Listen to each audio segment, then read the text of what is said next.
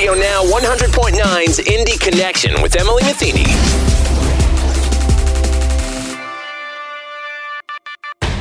Hi, I'm Emily Matheny, your host.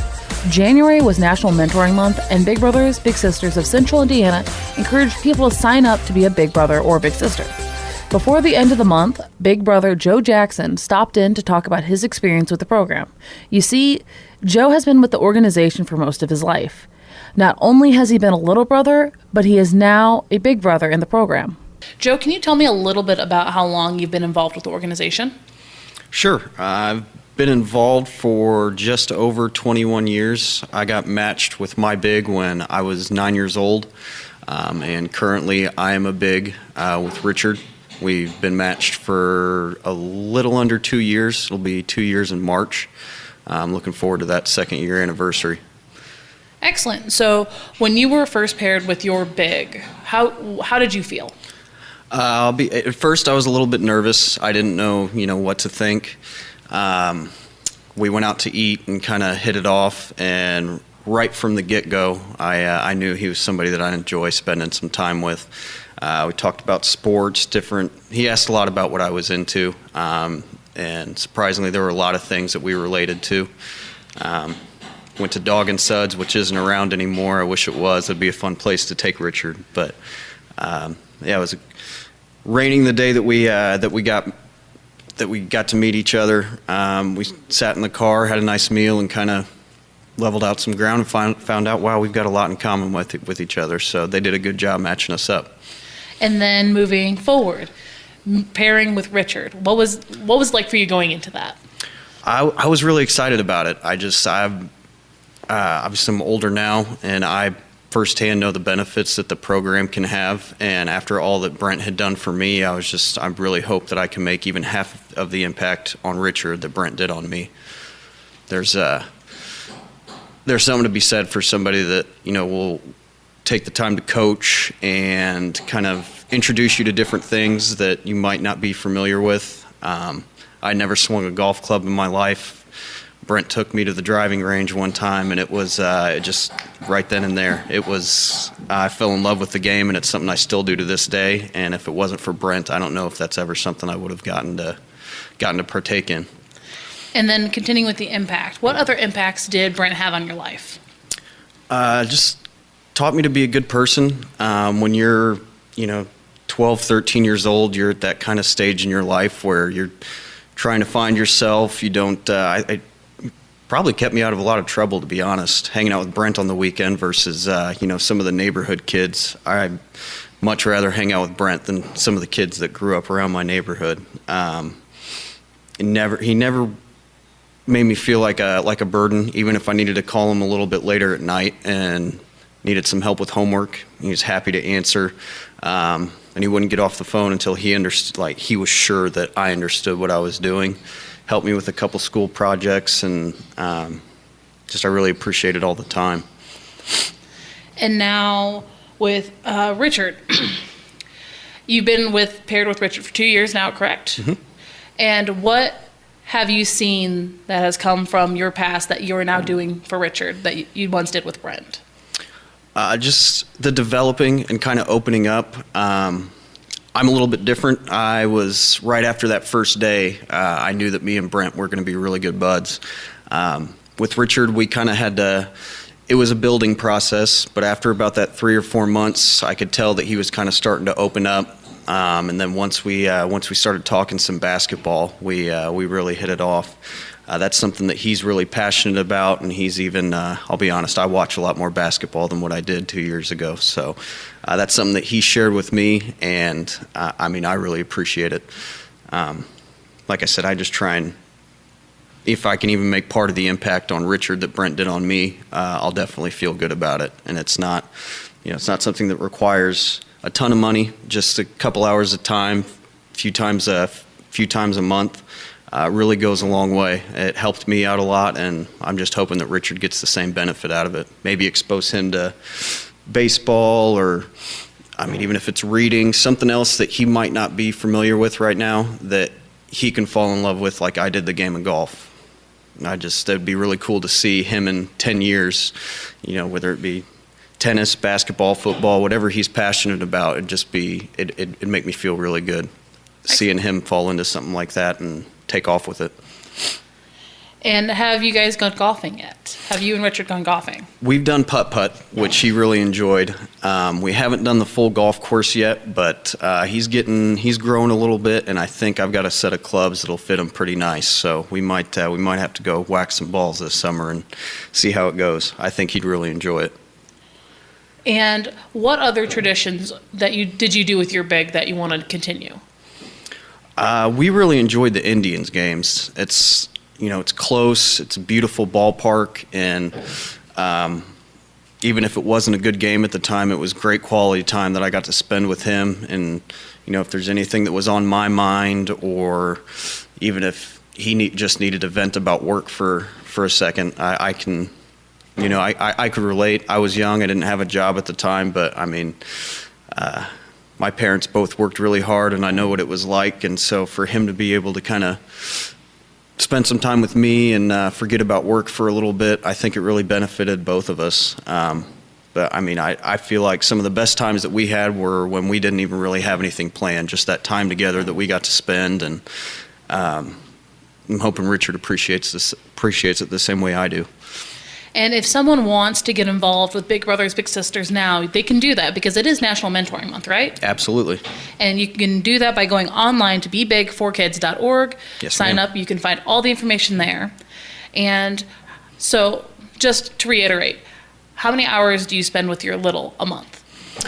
It really depends. My work schedule can be kind of crazy, and the weekends are time for friends and everything. So we try and work out anywhere from, I'd say, 2 to 8 hours, depending on what he has going on. There was a couple months when I was growing up that I did something with Brent just about every other weekend. He had a Monday through Friday, and he was happy to get together and go have some fun on the weekend. So we'll go out to eat every once in a while during the week, just kind of depending on what he has with his school schedule and sports and everything. But it's a great way to spend a Saturday. I enjoy it every time, and I'd like to think that hopefully it's going to make a positive impact on Richard here in the near future. And for anyone who's on the fence about being a big brother, what advice would you give them? Honestly, there's not a whole lot to think about. It's like I said, it's a commitment, but it's not something that requires a lot of money. You don't have to, it's not rocket science. There's a lot of good people out there in the world, and there's a lot of kids out there that need a good role model in their life. And I was fortunate enough to have one. I'd like to see more people step up and volunteer their time. Really, that's what it comes down to, is time. Time and passion. There's a lot of kids out there that would definitely benefit from a good big brother or big sister. Excellent. And that website, if you are ready to start your adventure being a big, is bebigforkids.org. All the information's there, as well as some suggestions on places and different things you can do with your littles. Another resource that's available is the Big app, right? Absolutely. It's something that I use. They keep events posted, any kind of news going on. They do some game nights, which I really hope that me and Richard can take part in. I see the pictures on social media, and it looks like everybody has a great time with those. I'm pretty big into board games, and hopefully that's something that I can kind of rub off on Richard a little bit. We've played a few, but they're usually Monday nights, I do believe, and from what I've seen, they're a great time. I've taken advantage of some Colts preseason tickets. That was really fun. Me and Richard got to experience that last year. We actually got to sit in the suite, which was a first for me and for him. I know we both really enjoyed that, had some pizza. The game didn't turn out like we wanted to, but like I said, it's about that quality time, not necessarily what's going on the field. Definitely something. It's a great resource to have, for sure. I'm definitely glad they got that out there. I believe it's for iOS and Android. What was your favorite thing you ever did with your big? That's a really good question. That's 12 years of good times right there that I have to pick from. I really enjoyed golfing, but if I had to pick one favorite, when I turned 16, we just casually came up in conversation. I told Brent that I had never been to Disney, And he was kind of shocked by that. And his mom happens to live in Florida, and she let us stay with her for a few days, and we got to experience Disney. And I will stand by this. Disney is just as fun for a 16-year-old as it is for a 6-year-old. We had a really good time, and that's the first and only time that I've been to Florida. But that was a really, really cool birthday present for a 16-year-old. And you're still connected with Brent now, right? Absolutely. How often do you guys still talk? It kind of varies. He's a truck driver for UPS. He's one of the hardest working people I know. And now that I'm an adult, I definitely understand the work schedule. So we're not able to get together as much, but we easily talk or text on the phone at least 2 or 3 times a month, just kind of touch base and see how things are going. It's always refreshing to hear from him, especially, I'm 30 years old now, so, 12 years after being out of the program, still having that close relationship definitely means a lot to me, and I think it does to him as well. If you are interested in learning more about Big Brothers Big Sisters of Central Indiana, you can visit bebig4kids.org. If you are interested in hearing more about Big Brothers Big Sisters, you can also listen to the podcast that I did with Camille Brew and Whitney Smith from last fall.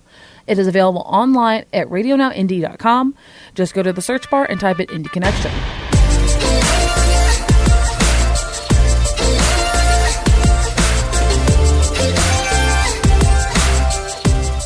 Shanna Young is the scholarship officer for the Central Indiana Community Foundation. The organization is currently offering more than 50 scholarship opportunities that are available to high school students as well as adult learners. The requirements of the scholarships vary by scholarship, but if you go to CICF.org, you'll be able to find the guidebook, which explains more. Kathy Downey is a board member and volunteer for the Mexican Scholarship Fund, which is one of the available scholarships from CICF. Before we talk with Kathy about the specifics of the Mexican Scholarship Fund, we're going to hear from Shanna about the CICF. The Central Indiana Community Foundation. It's the community foundation that services the Central Indiana community, including Indianapolis and Marion County. And we like to say we do 3 things. 1, give donors the ability to achieve their philanthropic goals, award grants to effective nonprofit organizations, and provide leadership to the community to be a better, more equitable place for folks to live. Excellent. And it does service that Central Indiana area then. So it's like Hamilton County, Marion County. And the surrounding donut counties as well, yes. Perfect. And you are the scholarship officer with CICF. Yes. So what is your role? What do you do? My role is to, in line with our new mission and vision of mobilizing people, ideas, and investments to make this a community where all individuals have equitable opportunity to reach their full potential, no matter their place, race, or identity. I do that through scholarships and educational opportunities. Excellent. And the scholarship season is open right now, right? Yes, we are excited. We are now accepting applications for over 50 of our scholarship funds. Those applications can go in anytime between now and February 5th for individuals to kind of go onto our website, match themselves by answering some pretty basic questions, and then the system will match you to opportunities based on how you answer questions. And it's not limited just to high schoolers. It's everyone, right? We did some amazing things this year by realigning our programs. So if anybody interested wants to go to CICF.org and click on the scholarships tab at the top, there's a whole list of things that we offer. Our guidebook is designed for people to see themselves based on where they're trying to go in education versus trying to figure out who they are. So you're not looking for yourself based on a grade level or who you are as an individual. So we are catering to traditional high school students, adult learners, non-traditional learners, and folks in underrepresented populations. Excellent.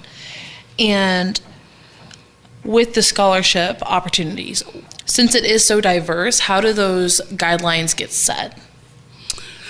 So we basically take a number of things. So all the rules and regulations that kind of fit out there in college and university world, we take those things, we take the ideas and wishes of our donors based on the type of students or individuals they want to support. And then we take our mission into play as well, and we create scholarship opportunities for individuals to apply for. an example, if you have traditional high school students, they can see themselves. If you have adult learners that have been out of high school and are choosing to go back, they can see themselves. We've streamlined our application and made it very user-friendly so that there are some specific questions that are not intimidating and people can just answer them and move right through the process.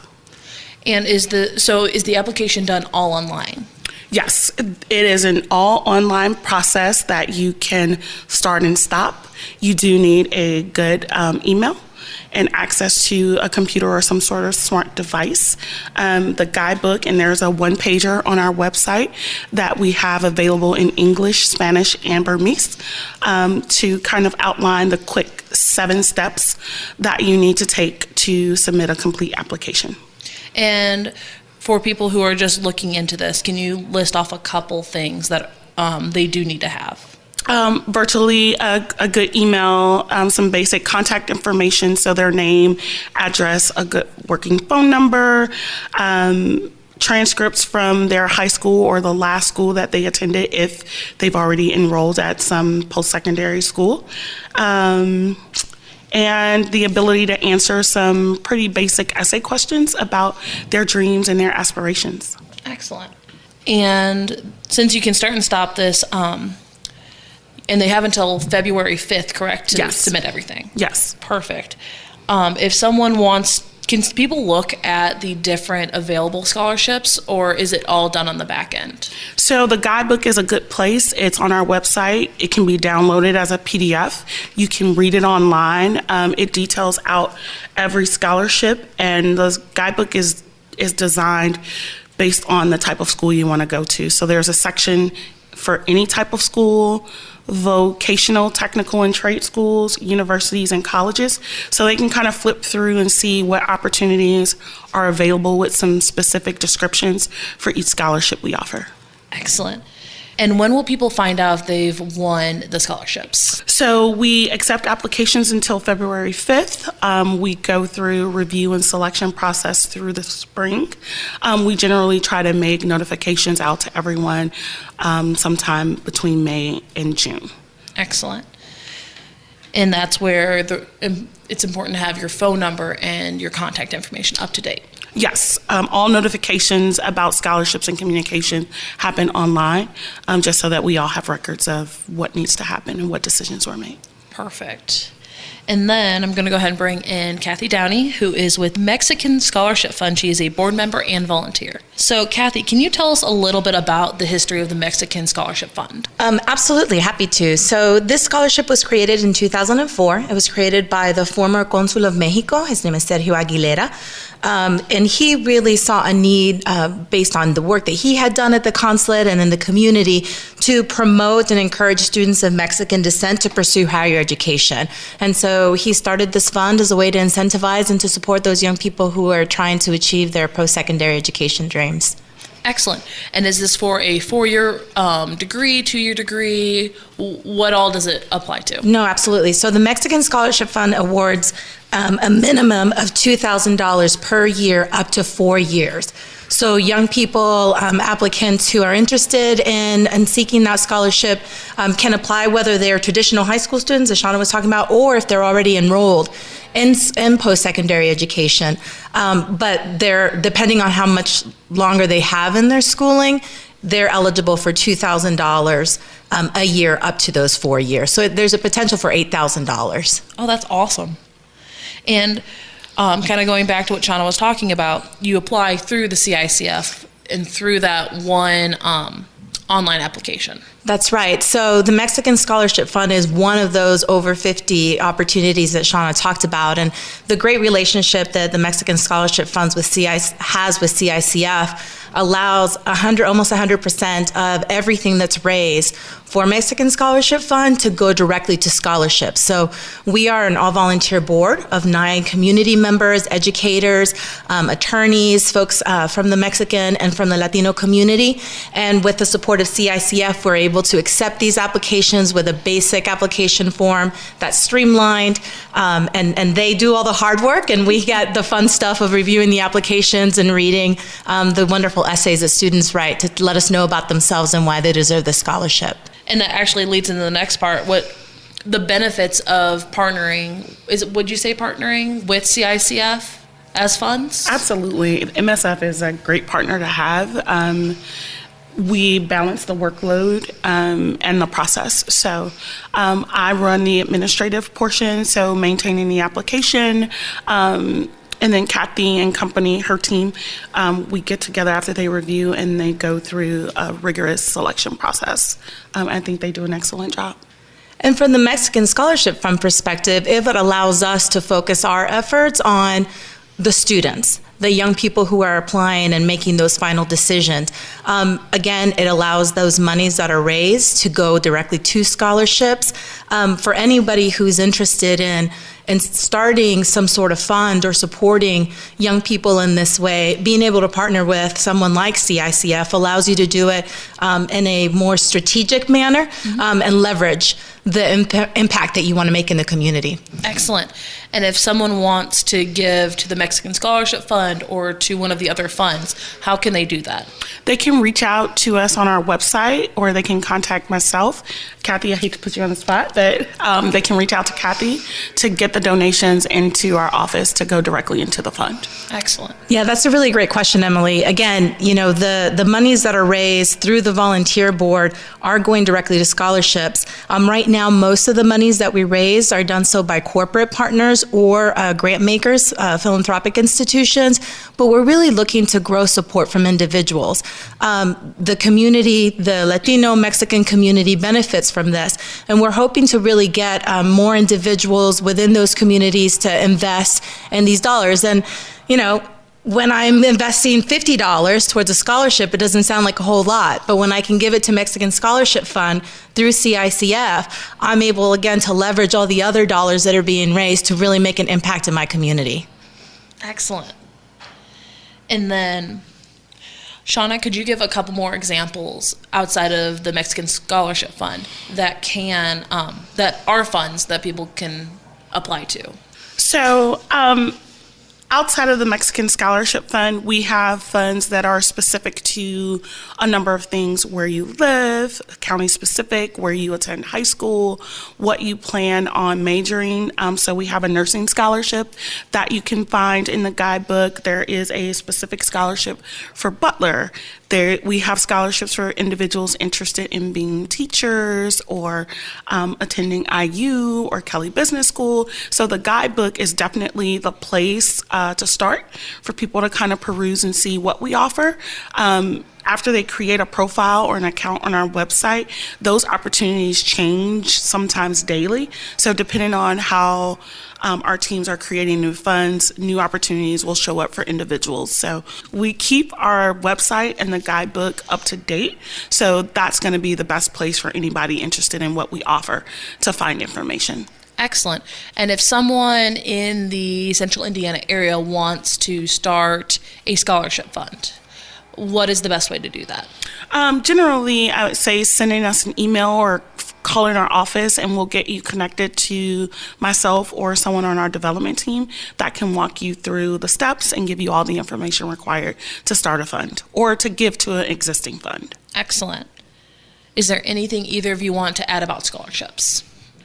I would just say that the wonderful thing about the guidebook and CICF is that it really does offer kind of a one place for folks who are interested in seeking scholarships. There's so many different resources, right? And it can feel really overwhelming to do all that research. This provides you at least one location where you can find many different opportunities, and depending where you're interested in, you can fit into several with one application that then has maybe different portions depending on the scholarship. So it makes it really convenient for young people and non-traditional learners who are hoping to get those dollars. And then I would simply just add the importance of continuing to support these scholarships that are making a big difference in the lives of learners. Excellent. Do you have anything you'd like to add? The only thing I would add is that we have set up a program so that every individual, every student in our community can see themselves getting access to quality education through our scholarship program. I want to just stress and emphasize that CICF scholarship program is designed for current or future students to pursue credentials from vocational, technical, trade, 2-year, 4-year, or graduate institutions, or any institution that offers credentials. You can find more information or apply for the scholarship at CICF.org. The deadline to apply is February 5th. It's a Wednesday. Make sure to finish your applications by then. If you want to reach out or if you have topics you would like me to cover, you can reach me at eMetheny, that's EMETHENY, at radio-1.com. And thank you for listening. Please join me next week. Until then, have a great week. Radio Now 100.9's Indy Connection with Emily Metheny.